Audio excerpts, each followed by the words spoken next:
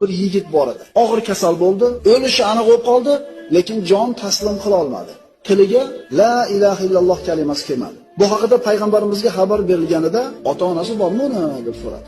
Qari bir onasi bor deyishdi. Chaqirib kelinglar. Onasi payg'ambarimiz oldiga keldi. Payg'ambarimiz bu ayoldan bolasi haqida so'radi. "Ya Rasululloh, men noroziman undan." U o'zini ayolini mendan afzal ko'radi. Meni qo'yib unga yaxshilik qiladi dedi. Payg'ambarimiz sollallohu alayhi vasallam onasining g'azabi, onasining noroziligi uni shahodat kalimasini aytishdan to'sib qo'ydi dedi. So'ngra payg'ambarimiz: "Ey Bilol, o'tin to'plang, kuydirib yuboramiz." Shunda bu yerda turgan ona: "Ya Rasululloh, bolamni ko'z oldimda kuydirib yuborasizmi?" dedi. "Bunga qanday qilib sabr qilaman?" Payg'ambarimiz: "Vallohi siz norozi ekansiz, uni o'qigan namozi, sadaqasidan unga foyda yo'q dedi. Rozi bo'ling, bo'lmasam bolangiz foydalana olmaydi bu amallaridan." Shunda ona qo'lini ko'tarib, "Allohni, sizni va shu yerda turganlarni guvoh qilib aytaman, men undan roziman."